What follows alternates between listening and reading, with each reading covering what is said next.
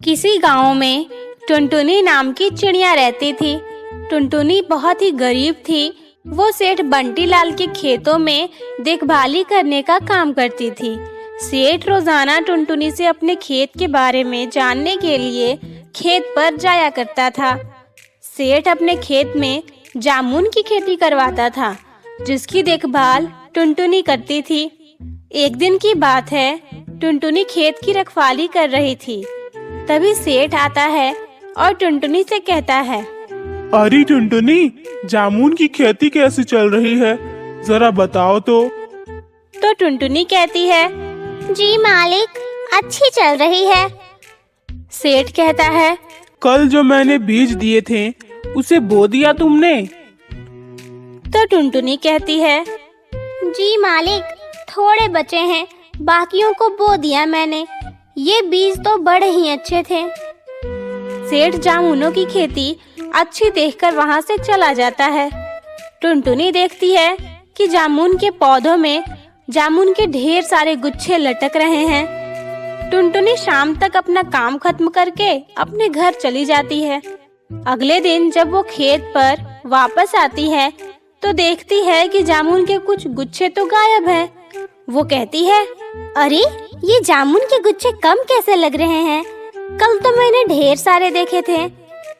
शायद मुझे ही कोई धोखा हो गया होगा। ये मेरी गलतफहमी होगी। चलो छोड़ो, अपना काम करते हैं। ये सोचकर टुनटुनी अपने काम में लग जाती है। टुनटुनी के पास अपनी जमीन नहीं थी, इसीलिए वो सेठ के खेत में काम करके अपना गुजारा करती थी। शाम तक वो खेत की देखभाल करके अपने घर चली गई।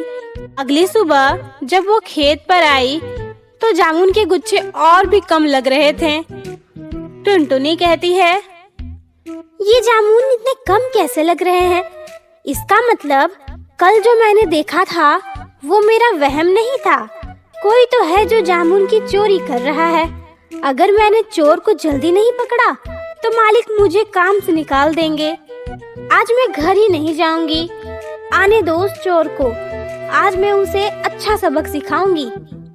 शाम हो जाती है और टुनटुनी एक पेड़ के पीछे छिप जाती है।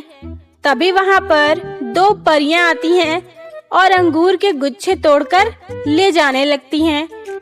इससे पहले कि परियां वहां से चली जाएं, टुनटुनी बाहर आ जाती है और कहती है, तो आप दोनों मेरे जामुन की चोरी कर रही हो, पर आप तो परियां हो ना, तो आपको चोरी करने की क्या जरूरत है? एक परी कहती है, तो इस फल का नाम जामुन है। ये हमें बहुत ही पसंद है।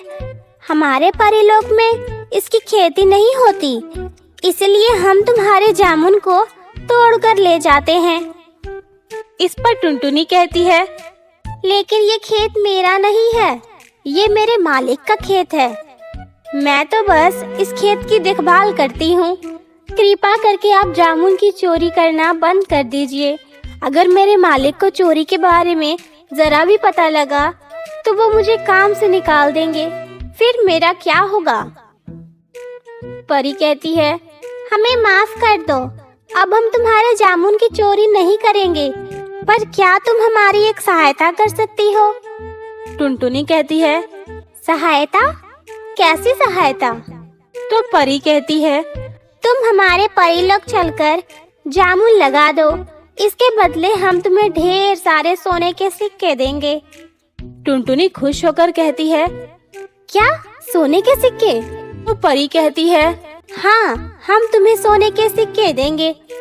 इस पर टुनटुनी मान जाती है और जामुन के बीज लेकर परियों के साथ परीलोक चली जाती है।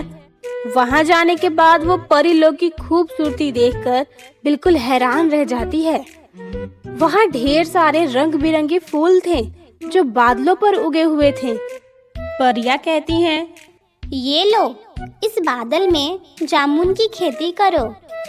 टुनटुनी बादल में जामुन के बीज बो देती है। बीज बोते ही वहां जामुन का पौधा निकल आता है। टुनटुनी कहती है, अरे वाह, जामुन का पौधा तो इतनी जल्दी निकल भी गया। परी कहती है, तुम हमें बताओ, हमें अब क्या करना होगा? टुनटुनी कहती है, जी अब आपको कुछ भी नहीं करना है, बस इस पौधे में समय समय पर पानी देते रहना है और इसका ध्यान रखना है, वरना इसमें कीड़े लग जाएंगे। तो परी कहती है, ये रहा बादल जो पौधे को पानी देता रहेगा, और कीड़े की फिक्र करने की तो जरूरत ही नहीं है, क्योंकि तुम लोग तो मिट्टी में खेती करते हो ना, इसलिए कीड़े लग जाते हैं, लेकिन बादल में कीड़े नहीं लगते। तो टुनटुनी कहती है, अरे हाँ, ये तो आपने बिल्कुल सही कहा। परियां टुनटुनी को सोने के सिक्के की पोटली दे देती है और टुनटुनी घर वापस लौट आती है। वो अपने घर जाती है और अपनी माँ को सारी बातें बता देती है और उसे सारे सोने के सिक्के दिखाती है। टुनटुनी की माँ कहती है, क्या सच में तुम परी लोग गई थी? तुम बादलों पर जामुन की खेती करा रही हो? मुझे तो यकीन ही नहीं हो रहा है। टुनटुनी उन सिक्कों को बेचकर काफी पैसे इकट्ठा कर लेती है और उन पैसों से वो अपना खुद का खेत खरीद लेती है और फिर उसमें जामुन की खेती करना शुरू कर देती है। इस तरह टुनटुनी और उसकी माँ एक खुशहाल जिंदगी जीने लगते हैं।